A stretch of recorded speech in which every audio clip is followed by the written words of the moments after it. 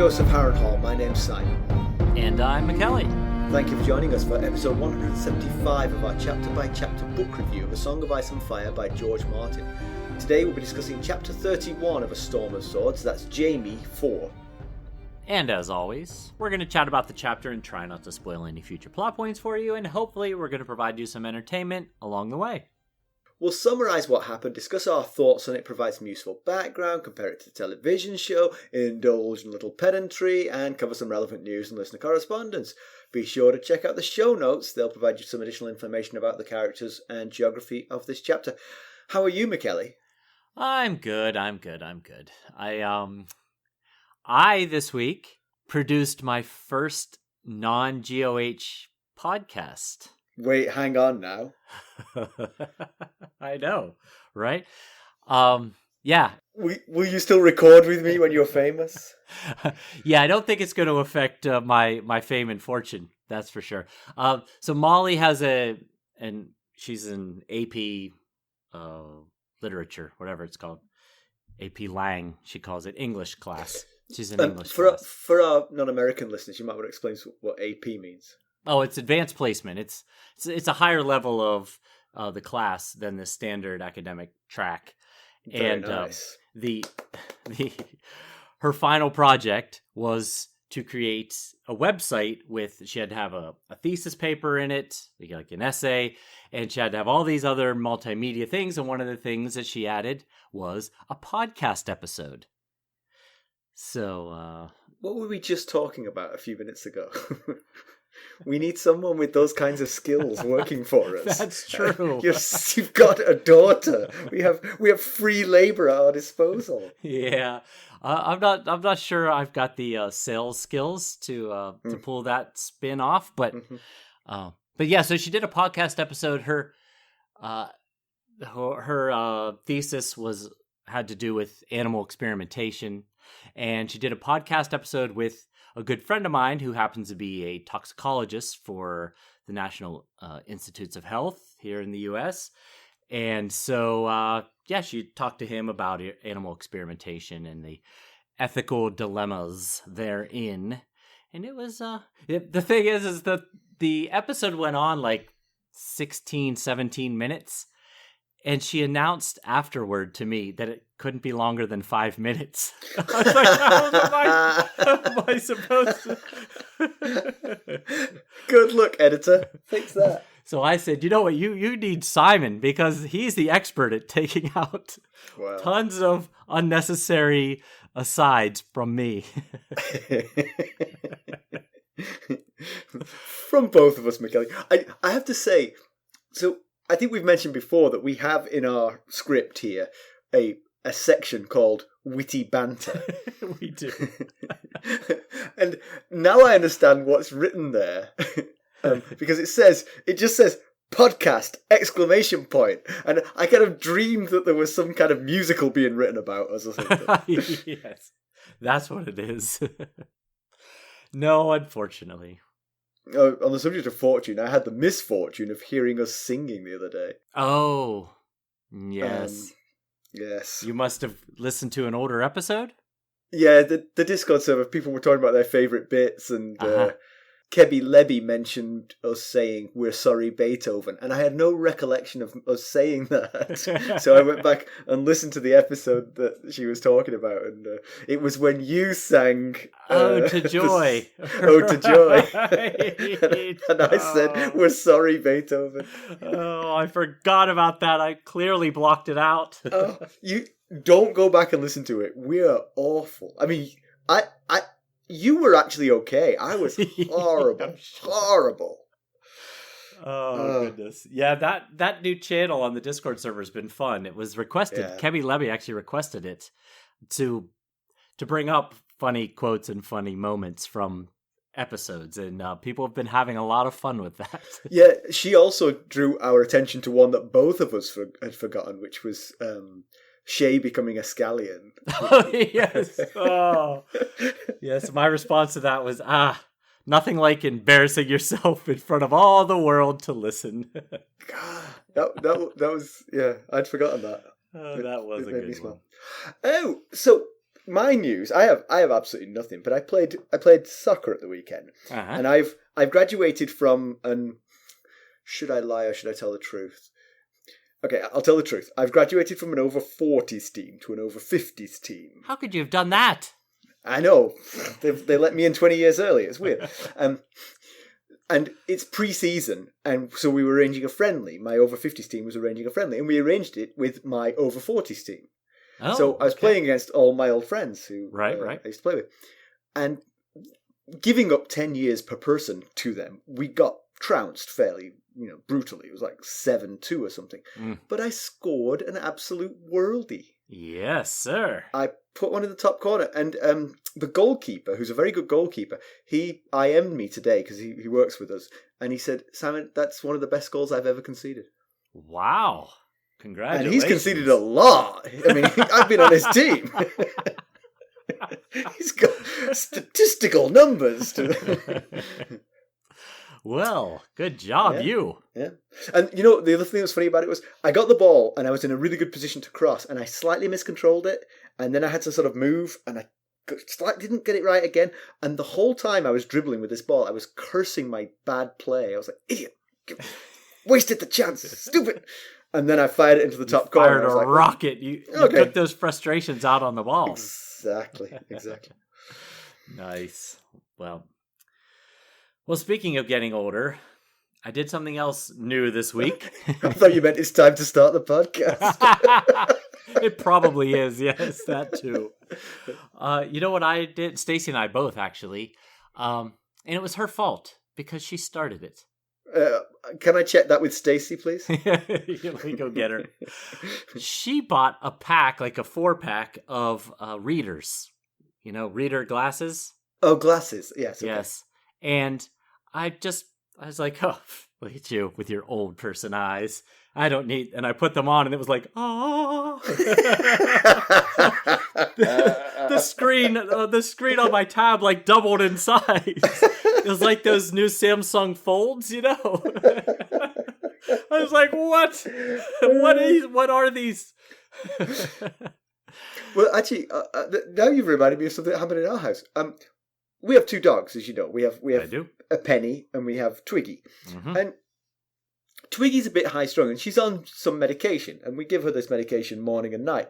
And I don't really know what it is. It's called phenobarbital. I don't know what it is. I don't know what it does to her. I just give it to the dog. The other morning, what I do is I wrap it in a little bit of cheese and I drop it in her food bowl in the morning and I feed both the dogs. I walked through the kitchen and the 2 food bowls were in the wrong position. Uh-oh. Penny's was where Twiggy's goes and Twiggy's was where Penny's goes. And so I was like, uh-oh. Yeah. When did I mix it up? Because if I mixed it up during the making of the breakfast, then it'll be fine. Right. But if I mixed it up after I made the breakfast and then put them on the floor, then I've just given phenobarbital to the dog who doesn't need it. Right. Penny lay around the house like a stoner all day. She was got it wrong. Whoa! Welcome to your world, Twiggy. Oh no! And Twiggy was like, "I got the DTs, man." Uh-oh. That was unfortunate. Well, I assume one time won't hurt. Yes, I mean Penny. she was fine by the next day. She just asked for some snacks. Yeah. Wanted some munchies. All right, let's get down to business. How did we leave Jaime Lannister? Last we saw of Jaime, he, Brienne, and Cleos Frey were attacked by outlaws outside of Maidenpool.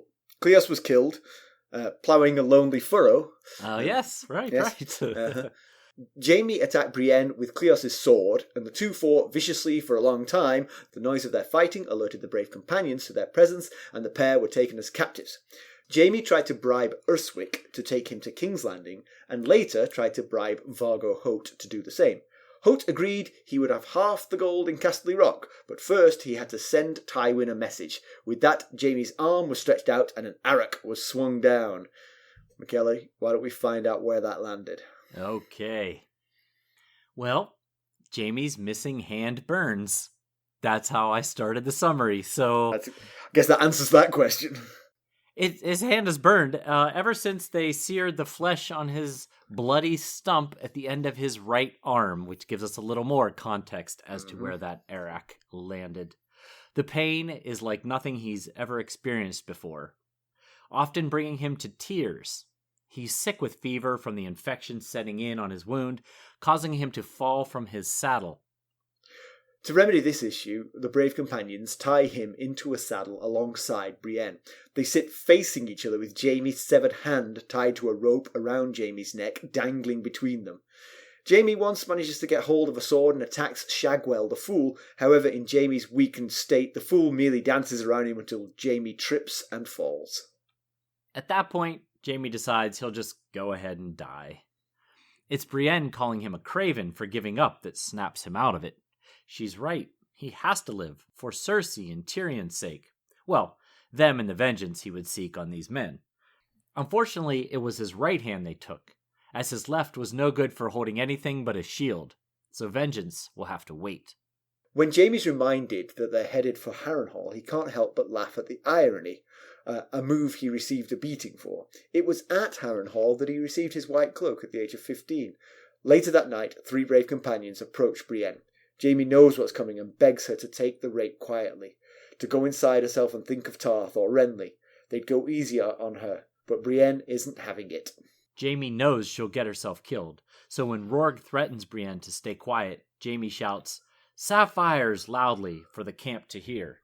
Jaime takes a beating for it, but his shouting alerts Hoat, who announces Brienne is off limits. She's worth a bag of sapphires. The prisoners are paraded on foot through the gates of Harrenhal and led to the current lord of the castle, Roose Bolton, and a fury of Frey knights.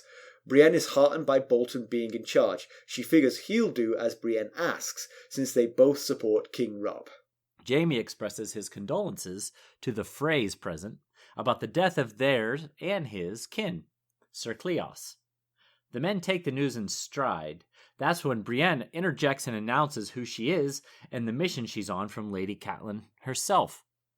She's surprised to receive spit on the ground in response. Seems the Freys feel betrayed by King Robb, and what does it matter to them if his sisters are killed? Some suggest they killed Jaime themselves. Others want to ransom him to Riverrun or Tywin. Hoat explains his plan. He'll send pieces of Jaime to Tywin until he pays up. Then he'll sell Jaime to Rickard Karstark and receive Karstark's daughter along with the Lannister money. Roose sets the record straight on Lord Rickard and explains that the Lannisters and Tyrells are now allies. Roose expresses his displeasure to the brave companions, has Brienne and Jaime sent to private chambers, and Jaime tended to. Jaime is taken to Qyburn for medical attention. Qyburn wants to remove Jaime's arm, but Jaime refuses. Instead, Qyburn cleans the wound and stitches it up. Jaime learns of the details of the Battle of the Blackwater. As Qyburn finishes attending to Jaime, Jaime asks him to check on Brienne. Yep. It's been a while. You said 10 chapters since 10 chapters. Jaime, right? Yeah, 21. Chapter 21 was Jaime 3. So now I mentioned at the end of last week's episode that Jaime got to keep his hand, just not how he would have wanted to keep it. It's like a soap on a rope around his neck. Yeah. Yes, kind of. Yeah, exactly. Yeah. I mean, what terrible torment to have your hand hung around your neck like that. You know, like the thing you miss so dearly, but it's rotting and decaying and smelling and you just want to throw it away. But then, shall I say, on the other hand, it is also your right hand, a major part of your whole life. So that would be... If Qyburn was any kind of maester, he'd sew that thing back on. Right. I still have the hand. I couldn't find a bag of frozen peas, but... Yeah, it's... Do you have some medical stats on phantom limb syndrome? I just looked up what it was, so I don't know how well we conveyed it in the summary because we had other stuff to talk about in the summary, but he keeps feeling his hand, his actual hand is hurt. We were distracted by the fact that it was the news of the fact he'd lost his hand. Yes. But yes, he was suffering from pain in the hand that was no longer there. Right. So I looked up phantom limb syndrome, and according to the National Institutes of Health here in the US, it's a condition where patients experience sensations, whether painful or otherwise, in a limb that does not exist. And it's been reported to occur in 80 to 100% of amputees. I remember quite a long time ago seeing a therapy for that, where the patient was sitting with a mirror such that they could put their existing hand or foot, whatever it was, by the mirror. And that would then give them the illusion of their other hand. Oh. And seeing their other hand gave them relief from it. Oh, wow. Like they wriggled the fingers of their left hand and they could see the fingers wriggling on their right hand, and it gave them relief from the pain they were suffering. Huh. Wow. That's a fascinating approach. It stuck with me. I remember seeing the guy doing it, and he just, as soon as he put his hand in the box, he started to feel the relief. He said it had been itchy and like burning, and now it wasn't because Oh, that would be so tough. Yeah. Obviously there's nothing you can't itch the hand that's not there, or the foot, or whichever, Well, if it happens to you, Mackelly, get a mirror. Okay. I will keep that in mind. I seek medical advice. I mean, I just watched a TV show like 30 years ago. I have no idea. It might have been a comedy show. I don't remember. And once again, we should we mention every time you bring up medical advice, you are not that kind of doctor. That kind of doctor. If you need advice on chemistry, I'm not that kind of doctor. Still might want to consult a different kind of doctor. So Jaime's very sick, and obviously he's extremely depressed, and he just wants to lay down and die. I mean, when you get the kind of level of infection he's gotten from this wound, you are going to be pretty delirious. But it's not. I don't think even the delirium is cutting through the awfulness of the situation to him. He who's been defined by his sword fighting has lost his sword hand. Yes, right. Yeah, there's so many levels there, but yeah, and so he tries to. He grabs the sword and he tries to attack Shagwell, who is the fool, and Shagwell just dances around him until Jaime trips and falls, and then they I think it's Vargo Hoat says, "You do that again, and I will take your other hand or maybe a foot," or something like that. And Jaime just lays there and thinks, "Okay, I'm just gonna die now here." And even just the act of taking the sword was a bit of a suicide mission. He thinks to himself, I don't care if they kill me, I just want to die with a sword in my hand. Yeah, and I mean he's not completely lost as a fighter. I mean, he could learn to fight with his other hand, but with the infection that he's suffering, I mean, like, he can't even stand up trying to fight an unarmed fool. Right. Which is, that's not a good sign. I have to admit, Shagwell needs to be careful if he recovers from this infection, because... Yes, he does. He might be part of Jaime's prayers going forward. Right. Yeah, Jaime might not be able to win a tournament melee with his left hand, but he might be able to just, just catch up to Shagwell once he's recovered. Mm-hmm. We'll be right back. Hello, friends. Are you ready to make some unforgettable memories? Well, if so, consider the Marriott Bonvoy program. Discover the perfect destination for your summer getaway and unlock exclusive deals on luxurious accommodations. With our affiliate partnership, you'll enjoy unbeatable savings and a seamless booking experience. Don't let summer slip away. Visit Marriott Bonvoy today and make this vacation season one for the books. Use our Ghosts of Harrenhal affiliate page to check it all out and buy Bonvoy points or give some as a gift. The link to our page is in the show notes. But yeah, so the only thing that brings him back from the sort of the precipice is being called a craven. That's struck home. And of course, I mean, it's easy for me to say, but there is a cowardice to giving up just because you've lost a hand. Right. I mean, that's kind of Brienne's point. Yeah. Yeah. I mean, I've had I've had boo-boos that have made me want to give up. So I've got to... let's be clear. I am not saying I would be any less craven, but right. That gets through to him, and that sort of like gives him a new lease on life, and at least gets him to Harrenhal. And part of it is thinking about Cersei. You know, he wants to see Cersei again. Right. And he thinks he can't die before Cersei dies. They have to die together as they came into the world together. Right. And one thing that comes up in this chapter, in this section here, is that Brienne is made to clean up Jaime's messes. When he vomits, she has to clean the vomit out of his beard, and she has to clean him up when he soils his pants. You know, while they're riding, whilst sharing a saddle with him, she'd want to help clear that up, I would think. Yeah, well, there is that. So, you know, she's not escaping the torture that these brave companions are putting Jaime through. She's getting her fair share as well.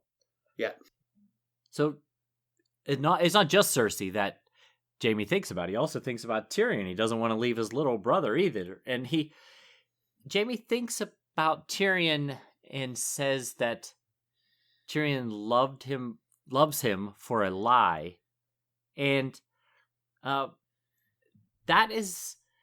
So what we've learned so far about the whole situation with Tysha, we had originally learned that, you know, Jaime and Tyrion found this crofter's daughter, and she was being accosted by some men, and Jaime ran the men off, and Tyrion took care of Tysha, and then they ended up falling in love and getting married. Well, when Tywin found out, Jaime says that Tywin forced Jaime to admit to Tyrion that he was lying about Tysha, and that she was not a crofter's daughter, that she was a prostitute, and that he paid her to make Tyrion a man. We learned that when Bronn and Tyrion were coming through the Mountains of the Moon. Yep. So, you know, as best as we know right now, that's the lie that he is referring to, that Tyrion loves him for. Because you're saying that Tyrion loves him for paying a prostitute to pretend to not be a prostitute and fall in love with Tyrion. As we understand it, yes. But you're hinting at the fact that this might be a double lie. It could be. That she was in fact what she said she was. That Tywin made him tell a lie to say that she was in fact a prostitute. And that Tyrion, that's the lie that Tyrion loves him for, it's the whole thing is a lie. Yeah, I mean, we don't know anything other than that Jaime was forced by Tywin to tell Tyrion that it was a lie, and that Tysha was like not a crofter's daughter, but in fact a prostitute. Because, okay, so following the logic of that, if it is a complete lie, she really was a crofter's daughter, then Jaime really didn't do anything other than chase the attackers off. He didn't do anything to help Tyrion at all. Right. In fact, he has lied to Tyrion and broken Tyrion's heart with that lie. Well, sure. Of course, Tyrion, if that were to be the case, if Jaime, if what the scenario you just painted is the actual scenario, Tyrion doesn't know that. So Right. Which is why he might be saying he loves me, but he loves me for a reason that he does not understand. Right. Yes, that is possible. Yes. Interesting. Mm-hmm. But actually, the one thing about that is that story doesn't ring as true to me as the current story, because a crofter's daughter just happens to get attacked in front of the Lannister boys, and Jaime just happens to run off and chase the men away, leaving Tyrion with the stranded girl. And she happens to fall in love with Tyrion, and they... Yeah, I mean, the story we have that she was a paid prostitute is correct, clearly. Yeah, that's the story we have. That's the story we have to go on anyway. So, yes, very well. It could be as true as Tyrion knows it. Yeah. Interesting. We shall keep an eye on that one. We shall. Mm-hmm. Yeah, and then... so when Jaime's trying to save Brienne from the rape, he talks about... he advises her to send her mind away and just let it happen to her body while her mind is somewhere else. And he actually compares it to his own experience of watching Ned Stark's father and brother die in King's Landing, because that was, and I mean, you've got to remember, he was a very young guy at the time. Right. Teenager. A teenager, and he's watching this. Remind me how they died. The father was... Rickard was burned to death in his armor, and Brandon was strangled to death trying to reach the sword to save his father. And so, yeah, I mean, I'm not going to compare it to what Brienne is facing, but you can see how, if you were Jaime in that instance, you might very well use that technique to try and armor yourself against what you're witnessing. Right. Yeah, and we did know about that when this came up, when he was telling Brienne about this several chapters ago. He mentioned that he thought about Cersei while the Starks were dying. So this is that's the part I just thought that was like an idea association, to be honest. I saw men being roasted alive, and weirdly my sister came to mind. But yeah, so as you know, Jaime saves Brienne from a gang rape, basically, is what it was about to amount to here. And he didn't need to. Even Brienne was shocked and confused about him saving her. And it's the second time that he's come up with using this Sapphire Island idea to prevent her from being raped. The first time was when he came up with it, and he told Urswick, I think it was. But the thing about that, you say that, but doesn't it seem strange then that she's surprised? I mean, he's already saved her once in this way, and he's using the same trick again to save her. It's the least surprising thing ever. Oh, I saved you once, I'm not going to bother this time.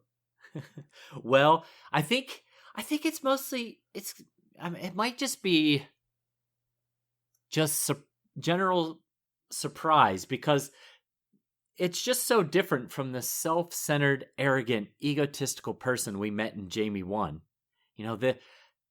That person wouldn't have probably trifled with even bothering to save her. Right, but I mean, you say that, but you can be pretty egotistical, narcissistic even. But if someone is cleaning you up when you soil yourself, yes, you have formed a bond with that person, and you might actually care about them just a little bit. I agree. Without a huge change in your personality, Yes, and that's one thing I was almost going to say exactly what you just said. Is one thing that this torture that the Brave Companions are putting on Jaime and Brienne, one thing it's doing is creating a bond between the two. Them constantly being tied together and having to work together to survive. And as you say, she is cleaning him up from his vomit and soiling his clothes. And even to the level of, the whole the enemy of my enemy is my friend thing here. They have a common enemy, which gives them another bond here. Yep. So that is absolutely seems reasonable to be a factor. It's just she's probably surprised still, trying to wrap her head around the little bit of compassion that he has been showing. And it's always been hard to kind of reconcile the man who has shown such love and compassion to his little brother, who's had a lot of torment in his life as well, Tyrion, being the same man who pushed Bran out of the window so thoughtlessly. And so maybe we're seeing that he needs to make some sort of connection with someone to be able to show a level of compassion. Yes, that's an interesting thought, that he is a nice guy, but he's closed off to people who aren't in his inner circle, kind of thing. Right. And rapidly Brienne is moving into his inner circle because, they are sitting face to face on a horse for hundreds of miles. Yes, with their bad breath and rotting hand between them. that he comments on her bad breath whilst his rotting hand and his soiled pants are redolent. I almost put it in pedantry. Seriously, in my tab, I have a color for highlighting things for pedantry, and I have that highlighted. And I thought, if that rotting hand is between the two of them, how is he smelling her breath? Your breath is terrible. It smells like rotting hand. Oh, that's so funny you brought that up, because I seriously, no joke, had that in my tab as pedantry. But so, they're going back to Harrenhal, and Jaime thinks about, the tourney at Harrenhal, and, how it all began for him there. That's where he was given the white cloak. And he tells Brienne that Went wanted to show us his big castle and his fine sons, and is a little bit of humor in that line, because in Mira's story that she told Bran of the tournament at Harrenhal, yes, one of the small details that kind of flies by is that at the end of the first day, all of the Went sons were eliminated from the jousting. Right. So if he wanted to show off those fine sons, it didn't last very long. But one thing I wanted to bring up about this tourney is that this tourney that we've never heard of before at Harrenhal. I know, right? First time. So Aerys didn't let Jaime joust at the tourney after giving him his white cloak. He sent him to King's Landing to guard Queen Rhaella and Prince Viserys. And, Jaime tells Brienne, no one could have defeated me. I was riding so high, on such a high, I was unbeatable. And so I wondered if maybe the decision to send Jaime back to King's Landing changed the course of history and led to the loss of King Aerys' life, his reign, and the life of most of his family. Because he would have beaten Rhaegar, and yes. It was Rhaegar giving the flowers to Lyanna that precipitated all this. That sent us down this path. Now, it could be, very easily could be the bravado and confidence of a 15-year-old. But if true, if he really was, he channeled Jorah Mormont, and, this was going to be his lightning in a bottle moment as a 15-year-old, it might have changed the course of Westerosi history. Yep. We'll be right back. This episode is sponsored by Audible. To get a free audiobook, or 2 if you're an Amazon Prime member, go to our exclusive URL, audibletrial.com/ghostsharrenhal. You can find the link in our show notes. So Harrenhal flies the direwolf sigil over the gate, but when they arrive, Enys Frey spits at the mention of Robb Stark. So we're getting sort of the mixed signals. What's interesting about that is there's no great surprise that the Freys are mad at Robb, because he broke his word to them, and right. That's not going to sit well. But what's kind of interesting is that Roose Bolton tolerates it. Because yeah. So we know we were there in Riverrun when the Freys found out about the marriage of Robb and Jane Westerling. We saw them storm out, stomping on the direwolf sigil on their way out. But here in Harrenhal, they're here still supporting Roose, who is still a bannerman to Robb Stark. So it's the allegiance thing is getting very confusing here. It sure seemed like they were leaving at I think it was Arya 10, the last Arya chapter of A Clash of Kings, when Elmar Frey told her of the dishonor that their house had faced. It sure seemed like they were going to storm out, but here they are. So Enys doubles down on his anti-Starkness by saying, why should he care if Stark daughters are killed? Another Frey suggests that they kill Jaime in response to Ned's death. But that's kind of, again, more contradiction just within the Freys. I guess the Freys are absolving Ned of the crimes of his son. Yes. Yes, I guess so. That's true. And one thing I went back to make sure I was right. Roose was sent 3 ravens by Edmure Tully with the very specific instructions to return Jaime if found, return to sender. That was Cat 1 of A Storm of Swords. He told her this. So based on that, he should be preparing Jaime for return to River Run, but he makes no mention of what his plans are for Jaime at this point. Yeah, it's a very complicated situation now because obviously the Freys don't want to do what Robb wants. And you could argue, I'm just doing what Catelyn wanted. Yeah. Or you could line your own pockets by ransoming Jaime to Tywin. Yeah, a lot of options, and he does not, at least to our POV character, he does not tip his hand in what he is thinking or planning right now. Yeah. So we meet 3 Freys. There's 5 in attendance. Jaime mentions 3 of them by name: Aenys, Danwell, and Hostine Frey. Aenys is the oldest. He's the third-born Frey child. And he led 1,500 Frey soldiers who joined Roose's force for the battle on the Green Fork. And, one thing that I noticed was how very little reaction they had to the murder of their nephew, Cleos.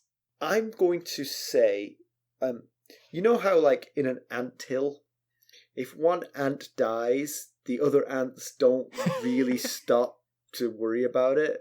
So the twins are an anthill. There's so many Freys.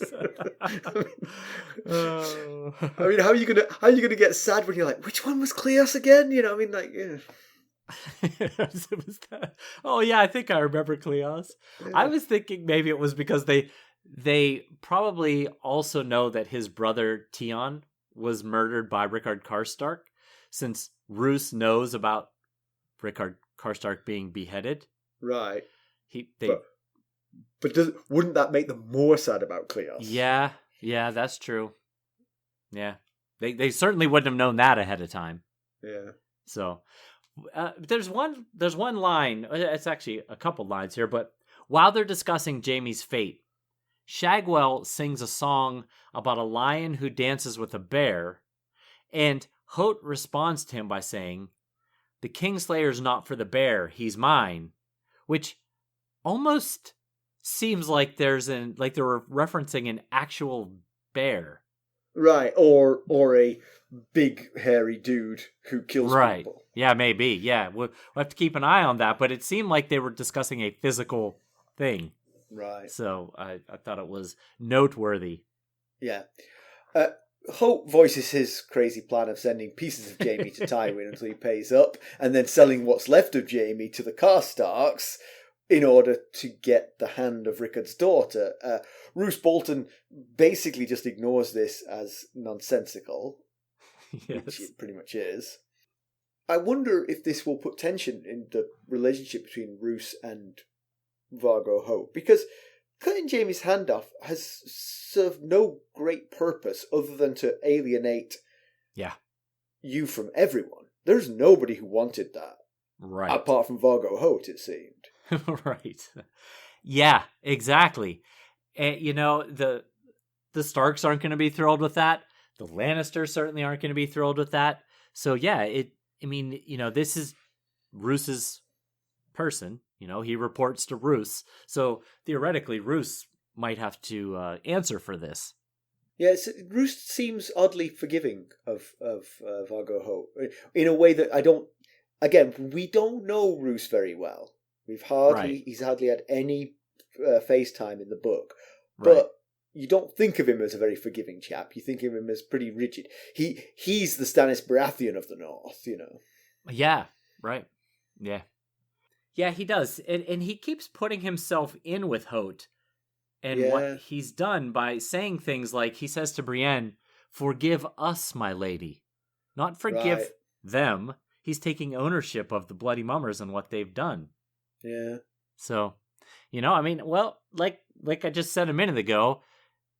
Vargo Hoat reports to Roose. So, if Roose is taking credit for, or the blame, I guess, for what his people have done, then I guess that's some level honorable thing to do.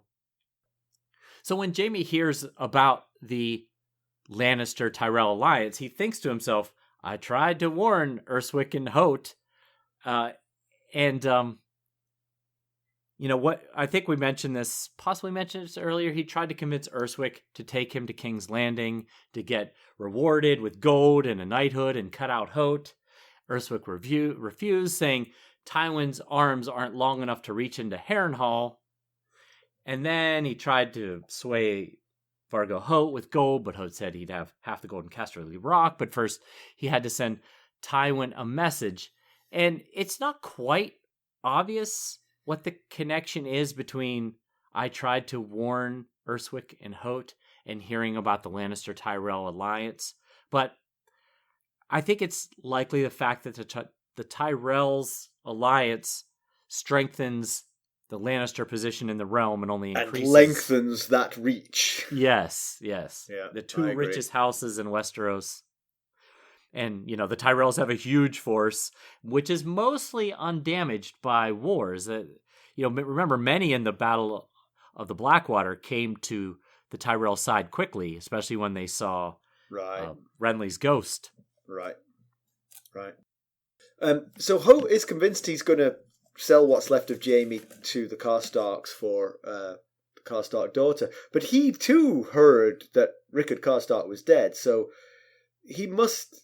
Well, I don't know, he seems like a loose cannon, but it seems to me you'd be like, is that promise going to stand up when the head of the family no longer can?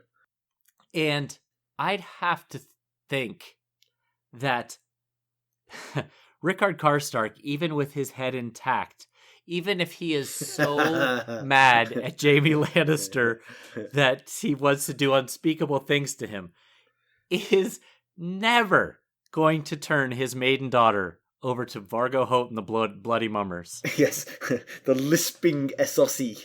Yes, I just have to, we mostly only got to really meet Rickard when he was in extreme depression and extreme anger over the loss of his son, so we didn't really get to know him very well, but I gotta think he doesn't want Jaime back that bad.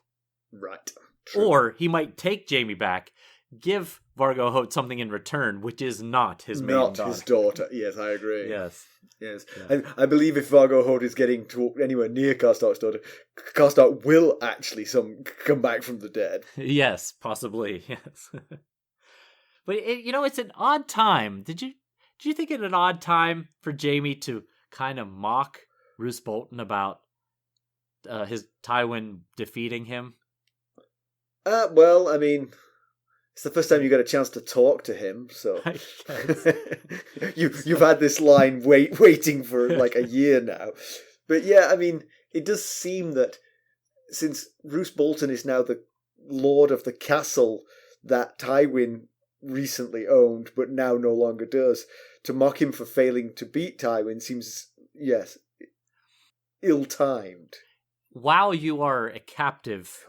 One-handed captive. Yes, it just seemed like a really weird time to do that. What he's referring to, in case you might not remember, is so Jaime tells Roose, last time my father saw you, you were, he ran your army off. When did you stop running? And he's referring to the battle on the Green Fork when Roose brought Robb's infantry to keep Tywin distracted while Robb's mounted force made for River Run. And we kept saying, why did he engage in a fight in the first place? That wasn't part of the plan. Right. I mean, the thing is, the battle did go Tywin's way, but it was supposed to. And Roose was supposed to run. I mean, it's like, it went exactly to the Stark's blueprint. So mocking them for their success seems a bit weird. Yeah. That's true. That's true. So, Roose sends Jaime to Qyburn. Qyburn is a maester, but he doesn't wear a chain. And he says that the Citadel took my chain. Yeah, that was kind of just slid in there, wasn't it? I mean, it kind of glossed over that admission. I guess I will say this. we will find out about what he did to earn that punishment. In the TV show, I'll get to this, but he expands on that sentence by saying they didn't like some of the things that I was doing. Oh, okay. Yeah. Okay. And another thing Qyburn says here is that he's used to tending to missing limbs with when you ride with the Bloody Mummers, you get pretty experienced at tending to missing limbs. And of course, Vargo Hoat, one of his nicknames is the Crippler for his proclivity for cutting off hands and feet. And the Bloody Mummers are also known as the Footmen or the Toes of the Goat because their sigil is a goat for that same reputation of limb removal. So obviously the stump is terribly infected, and Qyburn says that the way to save Jaime's life for sure is to cut the rest of his arm off, but Jaime's having none of it.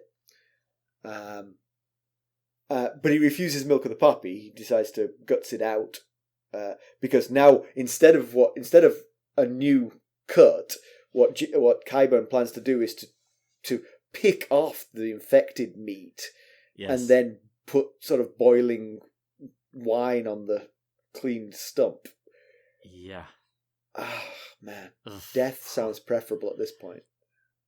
Yeah, that's why Jaime was unsuccessful at guarding his... He planned to stay awake and guard his arm to make sure Qyburn didn't take any more of it. He was unsuccessful. He passed out from the pain. Yeah.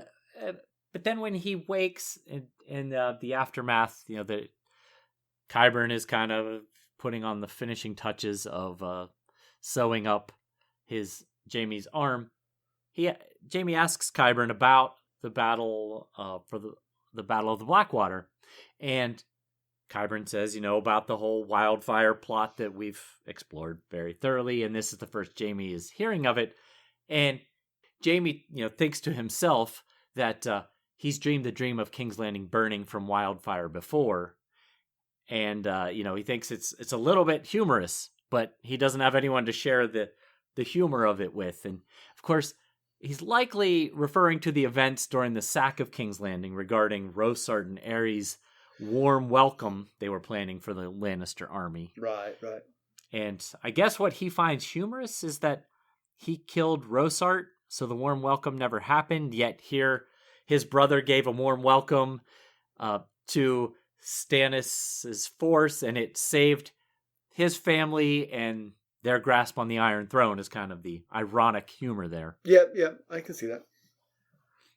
So explain the final line of the chapter to me. Qyburn describes Lord Bolton as being fond of leeches, and Jaime says he would be.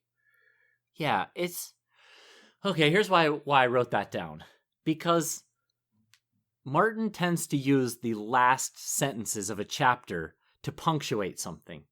Like if you think back to the last chapter, the Jon chapter, the last sentence is Ygritte saying, "We couldn't find the Horn of Winter to tear this wall down."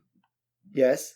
And the chapter before that, the Arya chapter, the very last sentence is she sees the face of the prisoner getting ready to be put in the crow cage and thinks, "My prayers answered." So this just seems so innocuous that I wondered, why would he end the chapter like that? It just is out of character to end the chapter as such. Let's speculate then. I will say I took this to the sustainers, the Buy Me a Coffee sustainers, to get some ideas. Okay, good. He has both the phrase and the Brave Companions. Yep. Working for him. Are they the leeches that he's fond of? Oh. They are, staying there at his discretion, leeching off him. He seems weirdly fond of both of them and forgiving of their wrongness. Right. Just throwing that out. Yeah, I like that. The consensus answer from the sustainers. I never get the right answer. That's a good answer. I like that answer. The consensus answer from the sustainers is that just before that, Jaime was telling Brienne about how the Boltons flay their enemies. Uh-huh. And they were thinking that he is thinking kind of like blood for blood, leeches suck blood, Boltons flay their enemies. Okay. That was kind of the thought there. I wondered if maybe it was in reference to Bolton's character. Is he the leech? Will he glom on to whatever? Yeah. And but so far he has not shown anything but pretty steady loyalty to Robb. Right, but now I'm worried because of the presence of the phrase and because of his tolerance of the bloody mummers. I am worried about Roose Bolton's, and also now because he has in his possession the most valuable object in the realm, Jaime Lannister. Right. And that could turn your head. Yeah, it's legitimate concern. And actually, let's throw in one last thing. His evil offspring. His evil offspring is ransacking the north. Yes, and we have discussed what Roose may or may not know and what Roose may or may not have had any kind of effect on up there with Ramsay Snow. Well, anyway, we'll keep an eye on the leeches. What about some background? Well, like last week, not a chapter ripe with background opportunities. So we're going to continue our history lesson on Harrenhal. Last we talked about the historical beginnings of this mighty castle we call home. We discussed how Aegon the Conqueror had granted Sir Quentyn Cohaires, his master at arms on Dragonstone, as Lord of Harrenhal. And how after Quentyn died, his grandson Gargan assumed lordship over the castle. But he was a womanizer and overextended his right of first night with newly married women within his jurisdiction to the point where a father of one of such women secretly led an outlaw named Harren the Red into the castle, and the outlaw killed Gargan after cutting off his manhood. Can I say that overextending that right of first night is once? Oh yeah, well yes, you can certainly say that. So that's where we pick up the story. Harren the Red claimed to be the grandson of Harren the Black, the founder of Harrenhal, and upon the removal of Gargan Cohaires, Red Harren proclaimed himself Lord of Harrenhal and the King of the Rivers. Now, King Aenys Targaryen, who had recently been crowned after the death of his father Aegon the Conqueror, happened to be in Riverrun at the time of Harren's proclamation, and he commanded Lord Tully to march on the castle and subdue this uprising. However, when Red Harren got wind of the army advancing on Harrenhal, he had all the loyal castle servants killed, and he and his men fled into the woods. So King Aenys sent his Hand of the King, Alan Stokeworth, with a force to track down Red Harren and his men. They found the outlaws in a village on the west side of the God's Eye, and Alan Stokeworth was killed by Red Harren in the fighting. However, Stokeworth's squire, Benar Brune, killed Red Harren, earning him a knighthood, and lordship of the castle was then granted to Lucas Haraway. Thank you. So, comparison with the television show, there is not much of the journey, thankfully. They are, after the hand removal scene, they're brought to Harrenhal directly and sort of forced to their knees. Roose Bolton is sort of palliative towards Jaime. He's annoyed with his bannerman Locke, who is the person who takes over from Vargo Hoat in the TV show as the guy who does this. He's annoyed about it. He takes the hand from Jaime's neck and throws it aside, or actually thrusts it at Locke. Locke says, "I'll send it to Tywin," and Bolton says, "You'll do nothing of the sort." Okay.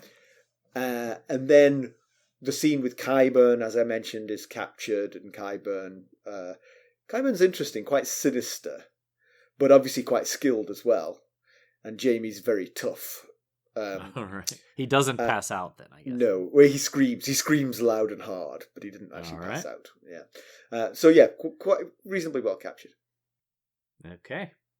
Pedantry, just the character decision to complain about her breath. I agree. That's all.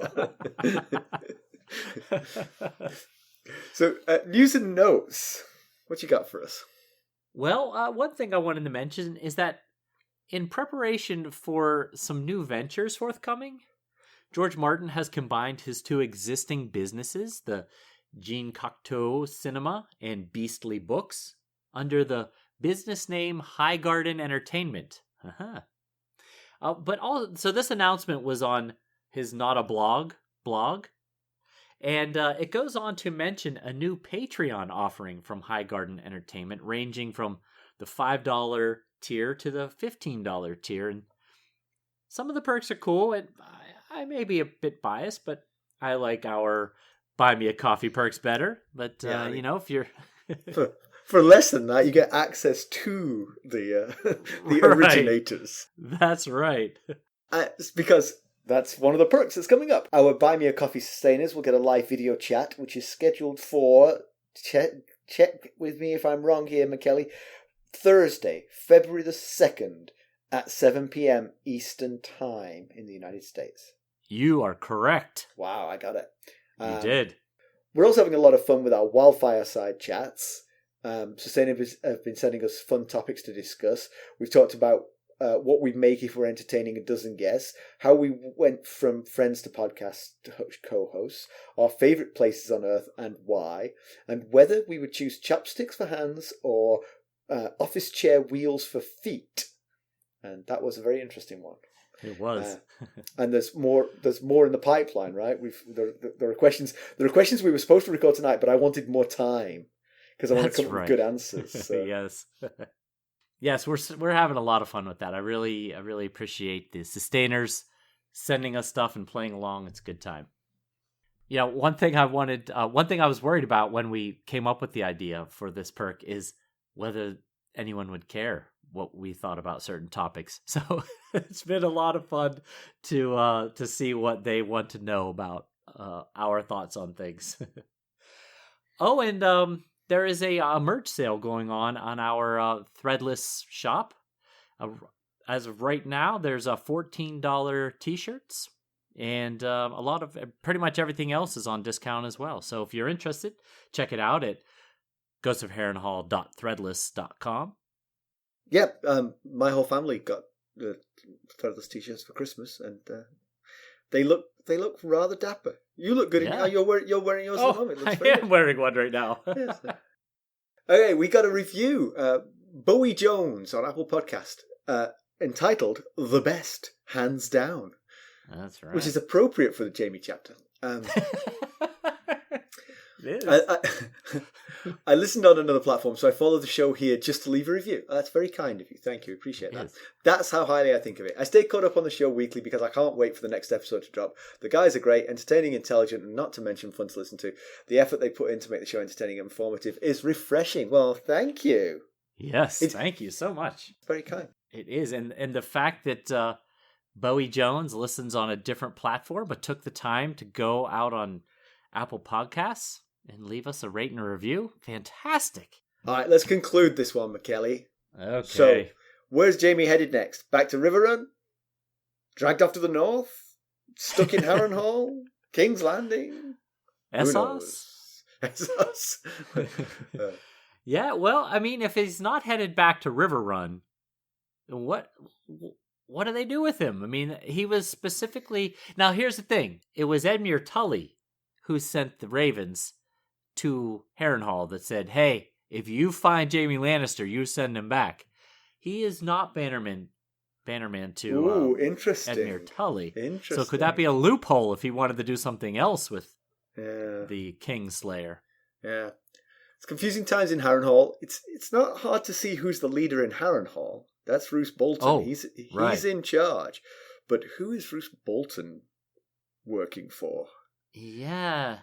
We've never seen any treachery from him at all, but there's enough circumstantial evidence to get you a little bit worried about where things are headed for Jaime. Yeah. The one thing is, times are so confusing, you can do either of the two things and claim loyalty. I sent him back to Riverrun because Robb Stark wanted him back in Riverrun. I sent him to King's Landing because Catelyn Stark wanted him in King's Landing.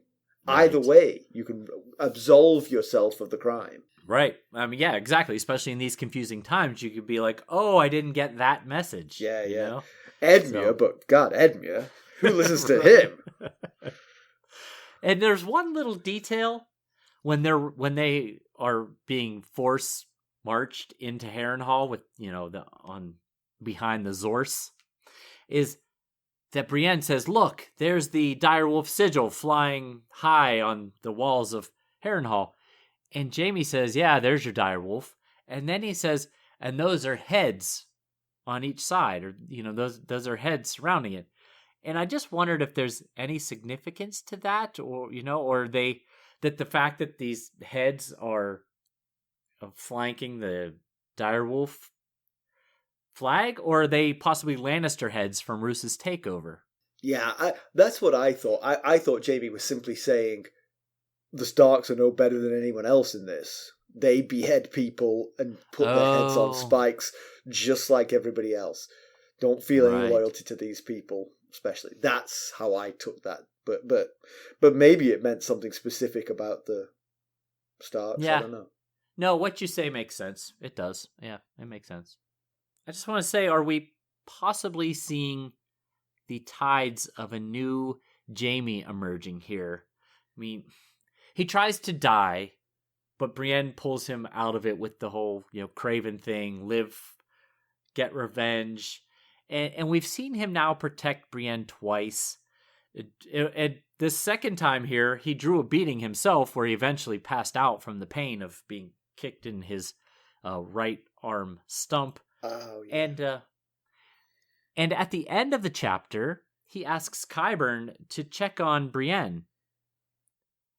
And so it was, there was sort of a death there in the field, looking at the stars, and then possibly rebirth of at least a slightly less awful version of Jaime. It's too early to tell, but there are some sparks there. That's what I was going to say. It's too early to tell, because as we made the point in this episode, and honestly, this wasn't in the notes, and I thought of it as we talked. Your explanation, I think I can credit you with this, that he is loving and loyal and kind to the people who are close to him, doesn't mean he's changed at all. He's just Brienne has become someone to whom he's now loving and loyal, just by their shared experience. And I think that might be all we've seen here. We haven't necessarily seen a sea change in Jaime Lannister yet.